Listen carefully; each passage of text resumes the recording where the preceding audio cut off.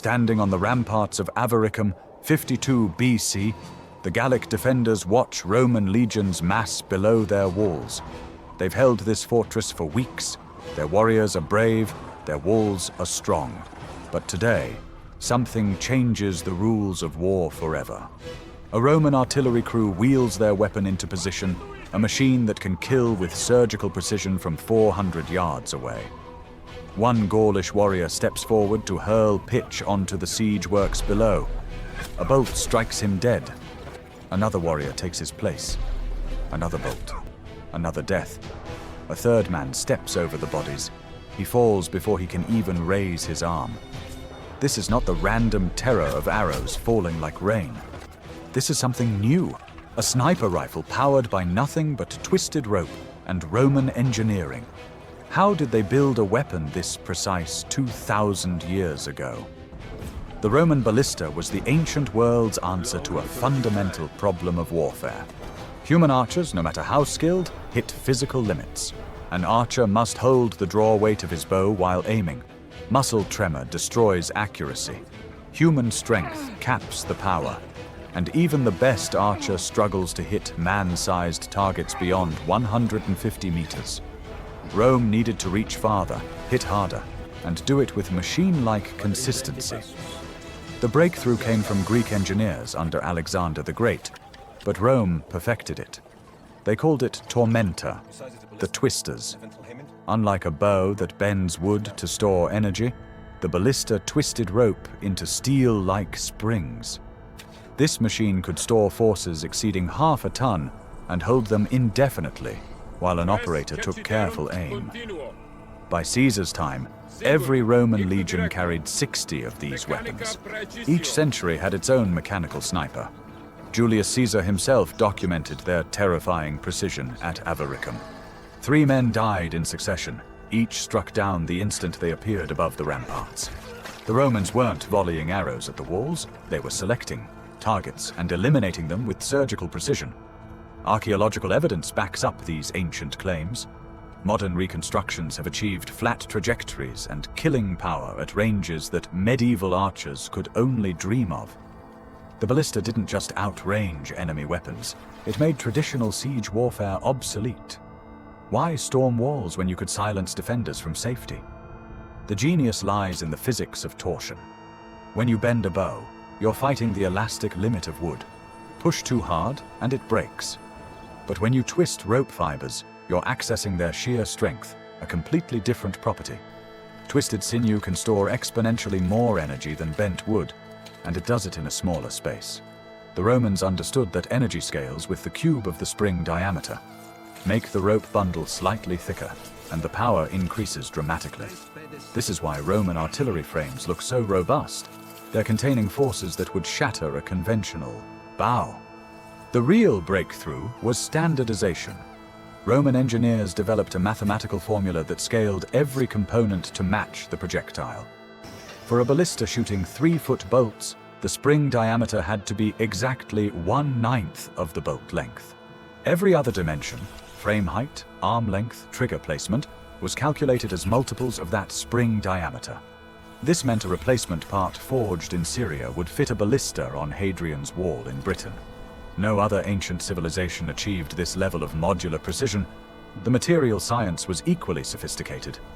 Romans preferred sinew, specifically cattle neck tendons or deer leg sinews. Biologically, sinew is pure collagen arranged in triple helix structures. When stretched and twisted, these fibers store energy with almost no loss to heat. Modern testing shows sinew performing nearly as well as synthetic materials.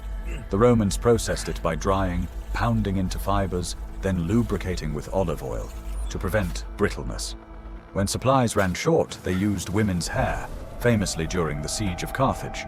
Hair works, but requires a larger spring bundle to match sinew's power. Our reconstruction begins with the frame.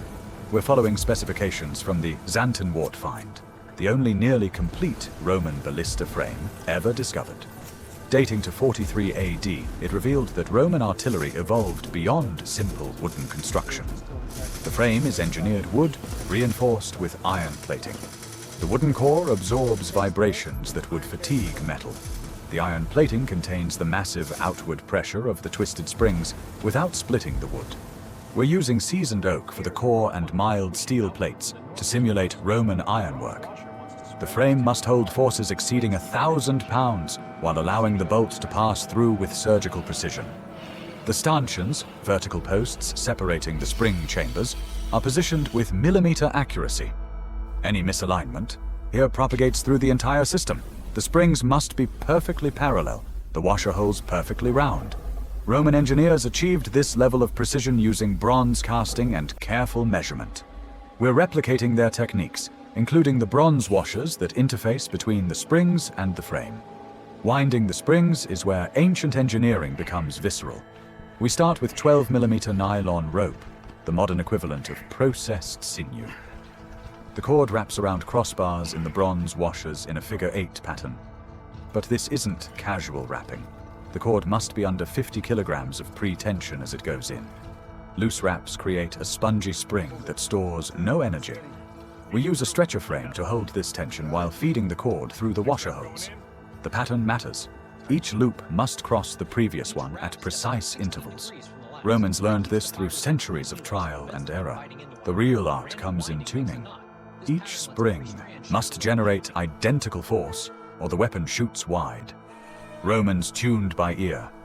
Using long pry bars, we rotate the washers to tighten the springs. The tensioned cord rings with a musical note when plucked. Both springs must sing the same pitch. If they're dissonant, the machine is unbalanced. This is where the Roman genius for precision engineering becomes apparent. The washer holes aren't just drilled randomly. They're positioned to allow micro-adjustments of 15 degrees or less. This vernier system lets the crew fine-tune the weapon for perfect balance. Installing the arms requires understanding the violence these components endure. When the trigger releases, the arms accelerate from 0 to maximum speed in milliseconds, then stop instantly when they hit the frame. Solid wood would shatter under this shock. Romans likely used laminated construction, layers of ash or oak with alternating grain directions. We're building arms that taper towards the tips to reduce mass.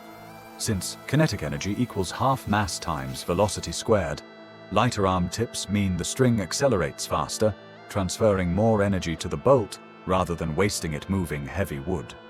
The trigger mechanism, the shasteria, is a mechanical marvel that holds and releases over half a ton of force with fingertip pressure. The system uses a rotating iron claw that grips the bowstring. The claw's tail sits against a trigger block. When the massive string tension tries to rotate the claw forward, the force is directed almost vertically down into the claw's axle, placing minimal pressure on the trigger itself. To fire, the operator rotates the trigger block out from under the claw's tail. With the support removed, the claw snaps free instantly. The geometry eliminates friction, ensuring a clean, consistent release that's vital for accuracy. The stock and slider complete the rifle analogy. The bolt rides in a groove cut into the stock's upper surface. The slider moves back and forth on dovetail joints that are precise enough to prevent lateral play that ruins aim, yet loose enough to operate in battlefield conditions. Iron racks along the sides engage with powels on the slider, creating a ratchet system. This safety feature lets the crew pause during the spanning process without the windlass handle spinning out of control, essential when you're dealing with forces that could break bones. Assembly reveals the machine's intimidating reality. The frame weighs nearly 200 pounds. The springs, when properly tensioned, hum with stored violence. Mount it on the universal joint stand, and you have a weapon that can traverse 360 degrees and elevate to any angle. Lock the trajectory, and it becomes a precision instrument. The Romans understood that heavy artillery stabilizes itself. Recoil gets absorbed by mass, keeping the sight picture stable between shots. Now comes the test that validates 2,000 years of engineering claims. We're using period-accurate projectiles, pyramidal bodkin points on oak shafts, weighted to match Roman specifications. The target is a mail shirt mounted on wood at 300 meters. The ballistarius, our artillery operator, uses the same manual spanning process Roman crews employed. Windlass handles turn the ratchet system, drawing back the slider until it locks. Load the bolt. Sight the target. The trigger requires less pressure than pulling a modern rifle trigger, despite holding forces that would crush a man. The release is instantaneous. The arms blur forward, stopped by the frame with a sound like a wooden explosion. The bolt vanishes with no visible flight path, just the whisper of displaced air. 300 meters downrange, the pyramidal point punches through mail rings and buries itself in the wooden backing. The chronograph confirms what Roman engineers knew 2 millennia ago. Muzzle velocity approaching 70 meters per second.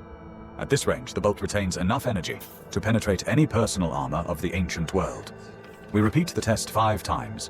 5 bolts cluster within a meter circle at 300 meters. This isn't luck, it's reproducible accuracy that validates every Roman claim about precision. The universal joint stand absorbed the recoil, maintaining sight alignment. The balanced springs delivered identical energy with each shot. The trigger system released cleanly every time.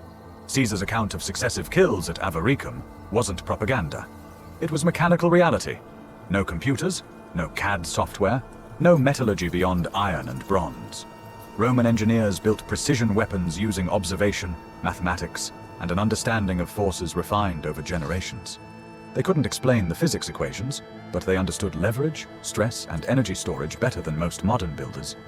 The ballista represents human ingenuity at its purest, solving complex mechanical problems through careful reasoning and relentless testing. This machine didn't just change siege warfare, it proved that engineering excellence transcends technology. Good design, executed with precision and built to specification, remains effective across millennia. The Roman ballista worked then. It works now, because the physics haven't changed.